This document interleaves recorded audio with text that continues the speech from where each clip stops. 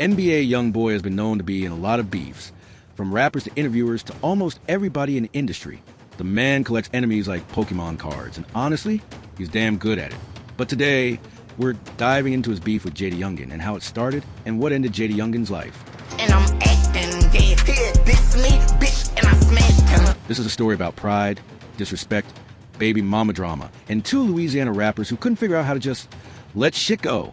And trust me, by the end of this video, you'll understand why sometimes silence is golden. But before we dive into this rabbit hole of chaos, let me set the scene. We're talking 2019. Louisiana rap is bubbling, and two young artists are on the come up. One's already a household name, NBA YoungBoy. The other, JayDaYoungan, trying to break through. What could possibly go wrong when one rapper asks another for collab? Everything. Literally everything. Before we get into the beef, you've got to understand who these dudes were. NBA YoungBoy, real name Kentrell Gaulden, was already a certified problem in the rap game by 2019.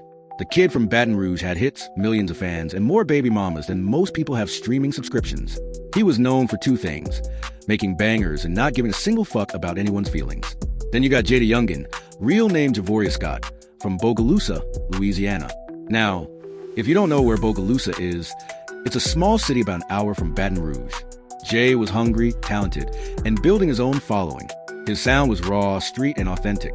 Songs like 23 Island and Elimination were putting him on the map. But here's the thing about Louisiana rap. It's a small circle. Everyone knows everyone. And when you got two young bulls both trying to be the king of the same jungle, tension is inevitable. JayDaYoungan looked up to YoungBoy initially. He saw him as someone who made it out, someone who proved you could blow up from Louisiana without leaving. But respect and admiration can turn into rivalry real quick when ego gets involved. And trust me, ego was definitely involved. So here's where it all starts going left. Picture this. It's 2019, and JayDaYoungan thinks, you know what? Let me reach out to NBA YoungBoy for a collab. That'd be fire. Seems innocent enough, right? Two Louisiana artists linking up, making hits, bringing the state together. Beautiful story. Except NBA YoungBoy wasn't interested in beautiful stories. Jay apparently got a song, recorded his verse, and was hyped about it. He posted a snippet on social media because, that's what rappers do. They tease the music, build anticipation, get the fans excited.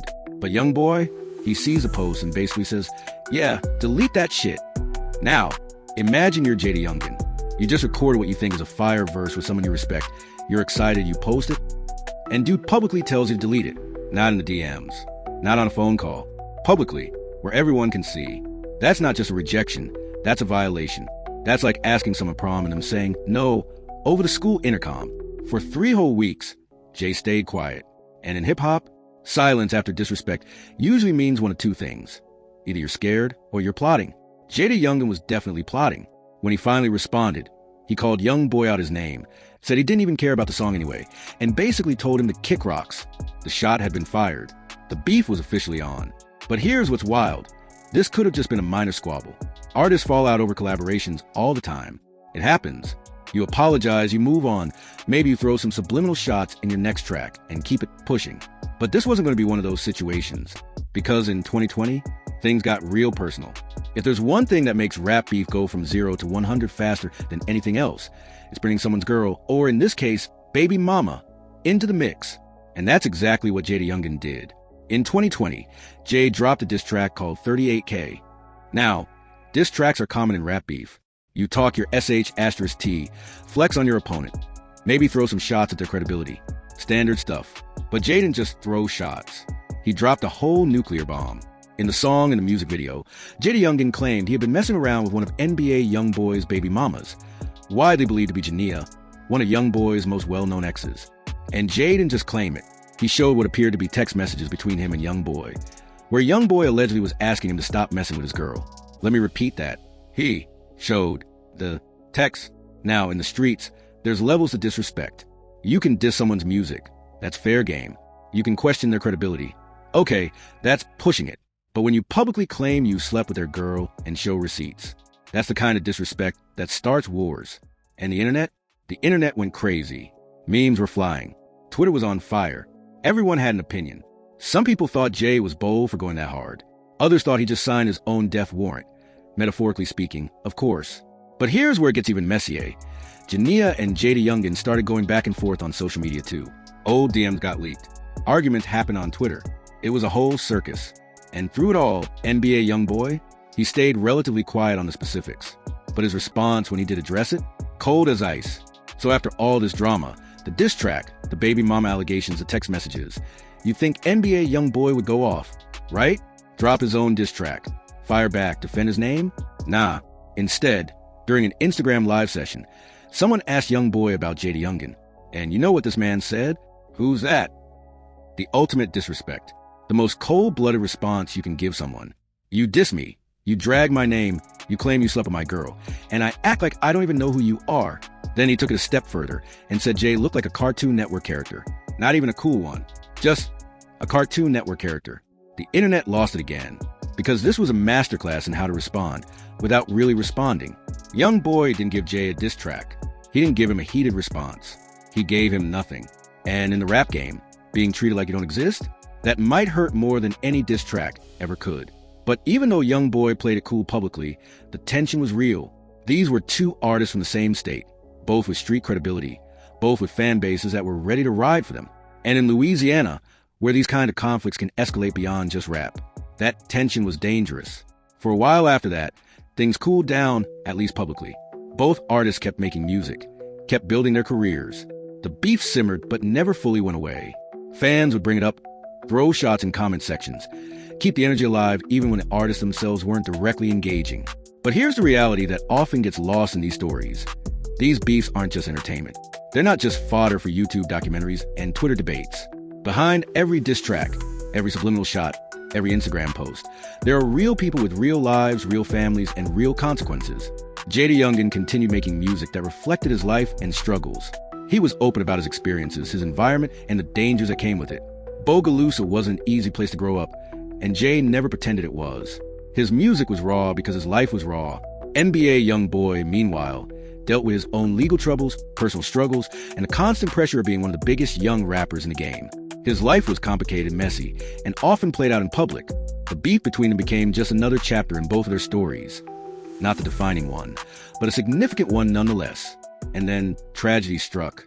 On July 27, 2022, JayDaYoungan was shot and killed in his hometown of Bogalusa, Louisiana.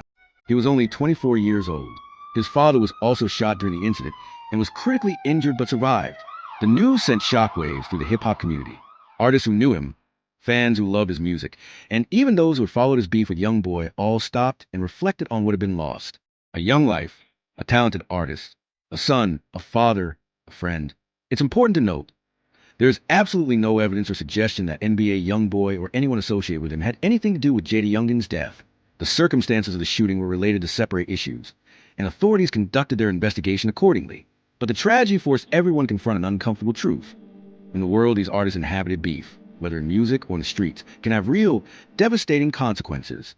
Not always directly, not always in ways that are connected, but the environment, the lifestyle, the tensions, they all contribute to a reality where young black men are dying too soon. JayDaYoungan's death wasn't just about him and YoungBoy. It was about a bigger picture, about violence in communities, about the pressures of street credibility, about how talent and potential can be cut short. And it left people asking, was any of it worth it? So what's the lesson here? What do we take away from the story of NBA YoungBoy and JayDaYoungan? Maybe it's that pride can be poison.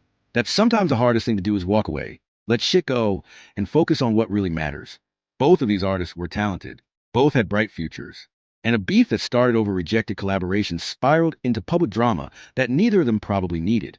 In hip-hop, we celebrate the diss tracks, the clapbacks, the drama. It's entertaining. It gives us something to talk about. But behind every beef are human beings who are dealing with real emotions, real pressures, and real dangers. JayDaYoungan's legacy shouldn't just be about his beef with NBA YoungBoy. It should be about his music, his talent, and his voice. He represented Bogalusa and gave a voice to those struggles. His songs resonated because they were real.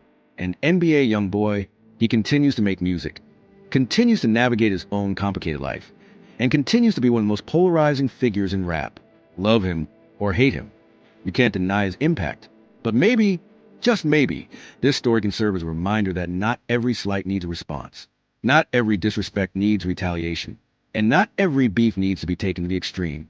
Because at the end of the day, we're all human. And life's too short for all this bullshit. Rest in peace, JayDaYoungan. If you made it this far, I appreciate you rocking with me through this whole story. It's a heavy one, but it's important to tell these stories with the full context and respect they deserve.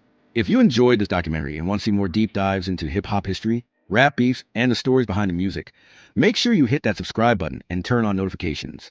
Drop a comment below with what beef or topic you wanted to cover next. And remember, stay safe, stay smart, and don't let ego write checks your life can't cash. Peace.